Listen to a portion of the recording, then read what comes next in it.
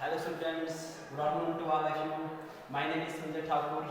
Today we are discussing about higher mathematics, differential calculus, about Rolle's theorem.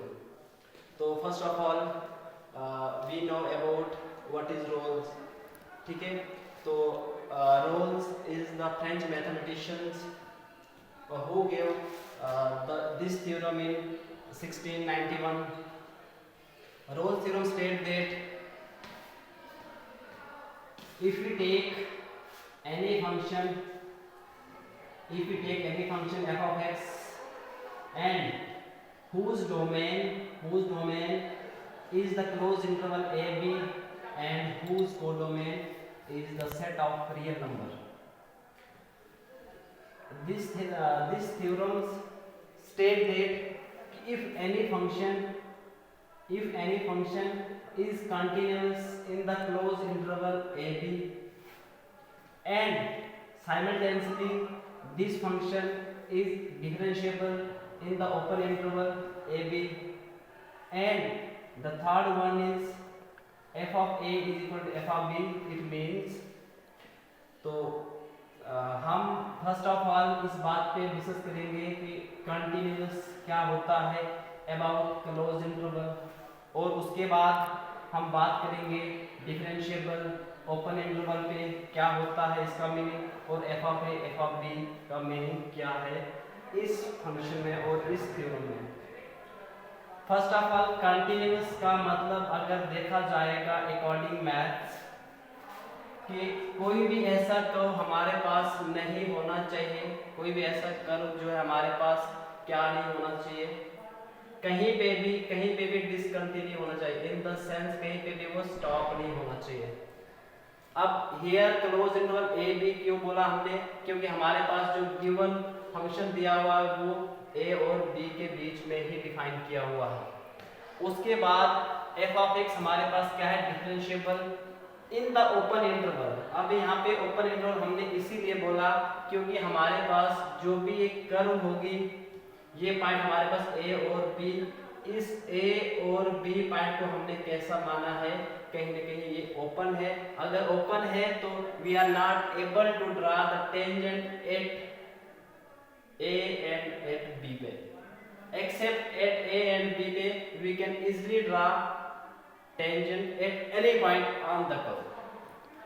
तो differentiable का meaning in short में अगर हम बताएं तो डिफरेंशिएबल का मीनिंग ही क्या होता है, स्लोप ऑफ टेंजेंट कि हमारे पास जो ये वाला, जैसे मैंने एक एग्जांपल यहाँ पे दिया हुआ, 3 टाइप के एग्जांपल्स दिए हुए हैं। एक एग्जांपल में मैंने क्या बनाया है, एक कर्व बनाया, ठीक है, जो डाउनवर्ड है और एक कर्व अपवर्ड बनाया है, एक कर्व डाउनवर्ड भी है अपवर्ड भी, ठीक है। ये 3 केस अराइज हो सकते हैं इसमें, ठीक है। पहले केस में मैंने आपको क्या बोला, कंडीशन कि फंक्शन कंटिन्यूअस होना चाहिए, उसके बाद डिफरेंशिएबल होना चाहिए ओपन इंटरवल के ऊपर। क्यों बोला ओपन इंटरवल के ऊपर, इसीलिए बोला क्योंकि ए और बी हमारे पास क्या है, इनको ट्रीट करते हैं हम एज ए शार्प पॉइंट, ठीक है। यहाँ पे कर्व कैसा होना चाहिए, स्मूथ कर्व होना चाहिए। उसके बाद ए और बी कैसे होने चाहिए, आपस में इक्वल होने चाहिए। तो उसी टाइम पे हम क्या करेंगे, ए और बी आपस में इक्वल है तो इस पे फंक्शन की वैल्यू क्या हो जाएगी, एफ ऑफ ए और एफ ऑफ बी। अगर जब हमारे पास एफ ऑफ ए और एफ ऑफ बी आपस में बराबर होंगे तो रोल्स का कहना है कि सम सी, मैंने यहाँ पे 2 चीजें आपको ऑलरेडी बता दी है, या हम लिख सकते हैं there exist at least 1 point या सम पॉइंट सी बिलोंग करेगा ए और बी के बीच में। इसका मतलब यहाँ पे क्या है कि हमारे पास सी एक ऐसा पॉइंट होगा, इन शॉर्ट में यार कहना चाहूंगा मैं, तो सी एक ऐसा पॉइंट होगा जहाँ पे कर्व हमारे पास कर्व क्या करेगी, जहाँ पे हमारे पास कर्व यू टर्न ले रही होगी, ठीक है।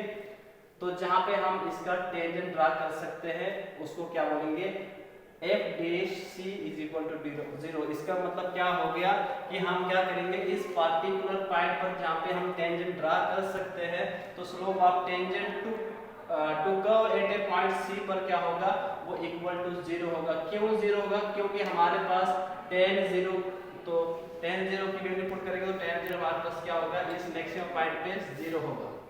तो सिमिलरली अगर हमारे पास कर्व डाउनवर्ड था, कर्व अपवर्ड था, तो मैंने f of a is equal f of b बोला, और कर्व कैसा है, कंटीन्यूअस है, f ऑफ a और f ऑफ b इक्वल भी है और डिफरेंशिएबल भी है, कहीं पे भी शार्प पॉइंट नहीं आ रहा, ठीक है, कर्व क्या हो रहा है, स्मूथ चल रहा है, ठीक है। उसी तरीके से यहाँ पे जो हमने पॉइंट डिस्कस कर रहा था कि एटलीस्ट 1c होना चाहिए। अब 1c तो यहाँ पर 1c मिला मुझे, यहाँ पर भी 1c मिला, बट इन दिस केस में हमारे पास c1 और c2 मिला, अलग अलग दो पॉइंट मिले।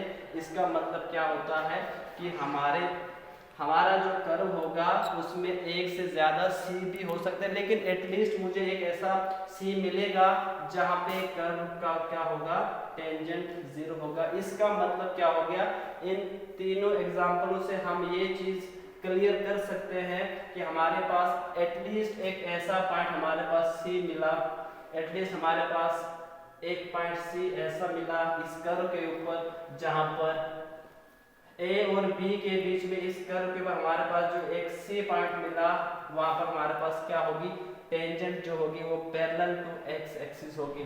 पैरेलल टू x एक्सिस का मतलब अगर हम समझने की कोशिश करें तो मेरे पास ये एक्सिस इसके पैरेलल में इन द सेंस इस तरह, या आप पैरेलल भी कह सकते हैं यहाँ पे, या तो आप हॉरिजॉन्टल भी कह सकते हैं, या एब्सिसा भी कह सकते हैं इस वाली कंडीशन में। तो this is all about the Rolle's theorem. Simply we have given 3 points. If any function we have given, अगर if this function is continuous, differentiable and f of a is equal to f of b, तो then there exists one point c belong a b, तो such that f dash c is equal to 0. Thank you.